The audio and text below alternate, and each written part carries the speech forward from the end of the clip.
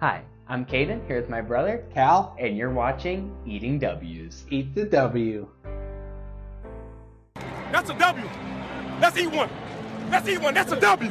On this episode of Eating W's, we have our NFL Week 6 prediction episode. But before we jump into those said predictions, just a quick update on Cal and I's head-to-head pick'em game. We picked a lot of similar teams last week, which you'll see is a common thread heading into this week, but we'll get to that in a second. So both of us had a pretty good week, but Callan had an even better week, hitting his lock and his upset, giving him a total of 12 points, while I only dropped 9 points, putting us at a total score of me with 48 and Callan with 54. So last week it was 3, now it's a 6-point difference. I got some making up to do, but there's a lot of season as well. So Yeah, I added another field goal. yeah, exactly. You just got to take we it. are keeping NFL increments again. All you gotta do is take it 1 week at a time. Just gotta stay calm, stay classy. But jumping into our predictions for this week and some of my chances to make up, kind of, because we picked a lot of the same. But starting with Thursday Night Football, and of course, as I already said, starting the same with the Broncos heading to Kansas City to take on the Chiefs. And we both have the Chiefs in this one. Not really much to say about this one. It is a divisional matchup, which can be crazy sometimes, but it's the very much struggling Broncos. They've tried to get their shit together so many times, and they just can't seem to do it. And the Chiefs are the dead opposite. They don't even have to have their shit together, and they're still winning games because of a secret little player they have called the ref. But, you know. I thought you were going to say Taylor Swift. And Taylor Swift, you know. Maybe Taylor Swift is paying the refs. Maybe that's the connection there. We'll have to find out. Maybe The there's middleman. The middleman. There's some controversy there. It keeps the Chiefs safe from any harm if Taylor Swift pays the refs. But pretty obvious that the Chiefs are going to win this one, in my opinion. They just have the better team. They have the momentum rolling into it. They have the home field advantage. Nothing is going in Denver's favor here. Yeah, and that's, all the makings for an upset here. But I don't think it's going to happen this time. The Chiefs are just too fundamentally sound to get upset like that. And the Broncos have never beaten Patrick Mahomes. I believe he's, 10-0 against the Broncos since Mahomes started his career. So that is quite the record to have against one team, and it'll be interesting to see how well Mahomes plays against the Broncos, which at least of their strengths is their secondary. Certainly. So it'll be interesting to see how well that secondary plays with a weakened Chiefs offense. It'll be down to the Chiefs defense, I believe, what will be the factor in this game and how well they play, and if they're able to shut down Russell Wilson in that offense. This does have all the makings of a trap game, so we'll have to keep an eye on it, certainly. Next up, we have an NFC North divisional matchup with the Minnesota Vikings heading to Chicago to take on the Bears, and we agree yet again. We both have the Vikings in this one. The Vikings are not doing too hot right now. They have been in a one-possession game every game this year, and that matches their record of 1-4. Last year, we were 12-0 in those same one-possession games, so we are truly seeing the other side of the coin right now, to say the least. But I think that this is our chance to separate ourselves from those one-possession games and get a big win. The Chicago Bears are coming in off of a really good game by Justin Fields that resulted in a loss, and a really good game by Justin Fields that resulted in their first win of the season, a 20-point win over the decent Washington Commanders. So the Bears are coming in with a lot of momentum. They have home field advantage. And I've been watching the Bears for a long time, and I know that those are two things that make them play worse. The Bears love to get ahead of themselves. They love to overlook opponents when they're doing well. So I think that's why the Vikings are going to come in, play fundamentally sound, maybe even not have a turnover. I know that's a lot to ask of Minnesota this year, but if we're going to not have a turnover, this will be the defense to do it against. And the Vikings have not had a 17-point plus win in I want to say it's been 3 or 4 seasons, which is just absolutely insane to think about. No blowouts. I think we finally have a chance to get that 17-plus point win right here, but don't want to get too far ahead of myself. I think they'll win regardless, though. Yeah, don't want to get too far ahead of yourself like the Bears do. The Bears definitely do. But it'll be interesting to see how well Justin Fields plays and if he's able to keep that momentum going from those last 2 games where he's had, 7 touchdowns over the last 4 and 3, yeah. Yeah, over the last 2 games. So he's on quite the roll, and it'll be interesting to see if he's able to keep that going. And as far as the Vikings go, what we're going to be looking for, what I'm going to be looking for at least, is who steps up in that wide receiver room. And whether it's Jordan Addison or KJ Osborne, maybe TJ Hawkinson becomes an even bigger factor. But it'll come down to who's able to step up and fill the role left behind by Justin Jefferson. Yeah, Bernard Powell, who we signed as a punt returner, got a lot of those reps last week. A guy that I think might sneak his way onto the roster, though, is someone that we moved from the practice squad to the 53-man roster before Jefferson even got hurt last week. And that is former Patriots first-round pick N'Keal Harry. I think he's going to finally have a chance to show himself in a regular season game. We'll have to see if he takes advantage of it. Now, moving on, we have a definite qualifier for Game of the Week. We didn't mark it as it this week, but it should be a hell of a game nonetheless. We have the still undefeated San Francisco 49ers heading to Cleveland to take on the Browns, fresh off of a bye week. And for the first and only one of 2 times this week that we disagree on this one. I have the Browns, and they're marked as my upset. And Callan has the Niners actually marked as his lock, so a huge one for our pick'em game. Yeah, this is going to be a big game all around in all kinds of circles. It's going to have big fantasy implications. It might be the biggest game so far, at least for this week. And we have a different game as Game of the Week because of different NFL reasonings. But as far as this game goes, I really like the Niners here. They are on a roll, and Brock Purdy is playing at, dare I say, an MVP level. Definitely close. He is actually, now that I think about it, the other quarterback with 0 interceptions. You're correct. So yep. He is also playing very good football at that quarterback position. And George Kittle was able to step up and show his reemergence with 3 touchdowns, is a career high for him. On 3 catches. On 3 catches. Hey, those are 3 big catches. Definitely. He had quite a bit of yards after catch on one of those touchdowns too. So that's good to see that George Kittle's getting more involved in that offense. They were able to shut down Christian McCaffrey, and it'll be interesting to see if they're able to shut down Christian McCaffrey this week too. Myles Garrett will be the one to be looking forward to stop Christian McCaffrey. Yep, definitely. And Myles Garrett's going to be their main driving force of winning if they win this game.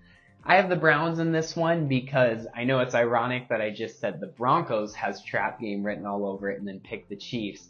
But I think that this one has trap game written all over it as well. But this time I did pick the trap team in the Cleveland Browns as my upset.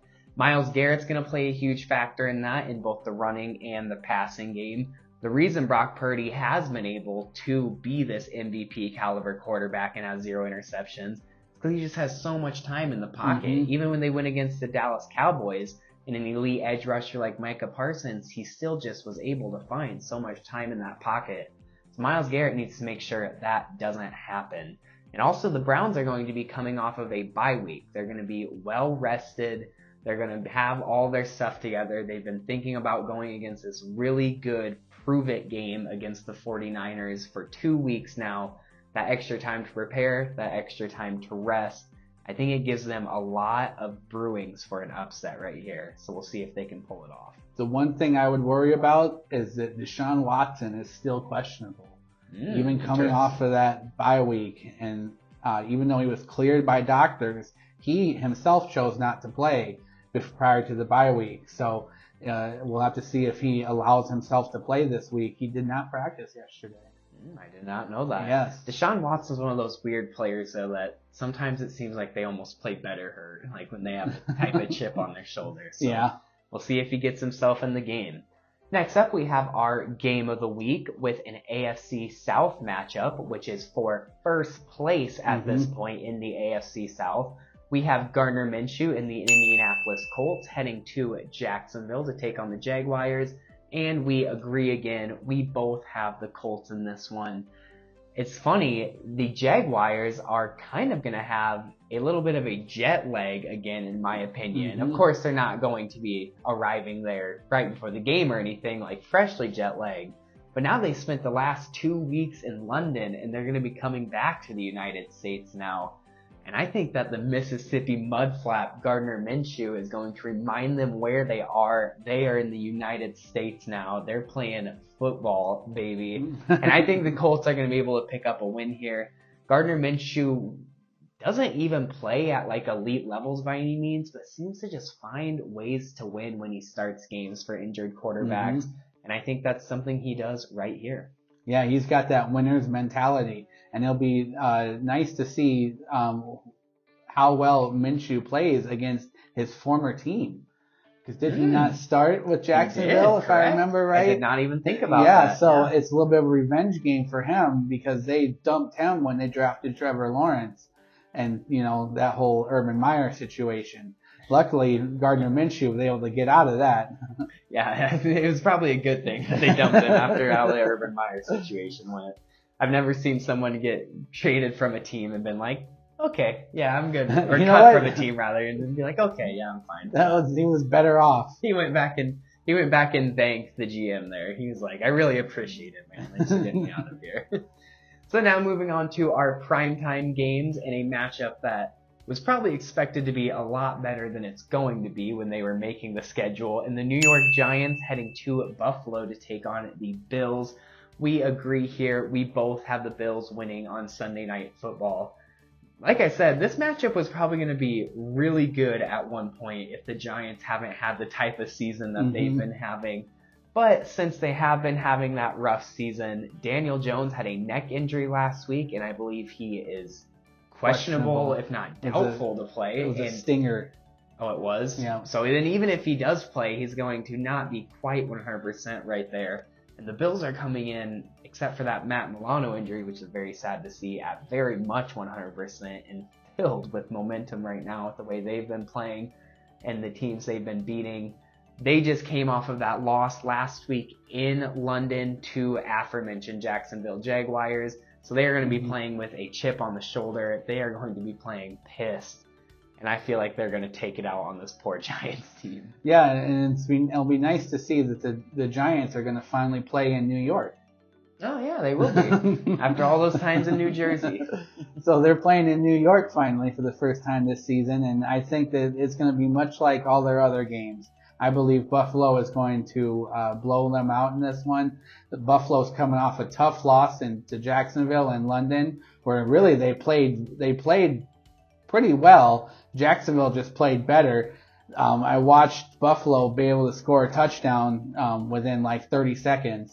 That was crazy. So to bring it to within, I can't remember, but Jacksonville pulled away. But just to be able to show that Buffalo is able to strike that pass, and they can do that really with the flip of a switch, it's just going to be too overwhelming for that New York Giants. Yeah, they got the ball down, so what would that be? 13-25 with 2 minutes left, and then scored in 30 seconds and then didn't get the onside kick. But they could have gotten that onside kick and had over a minute and only needing a touchdown.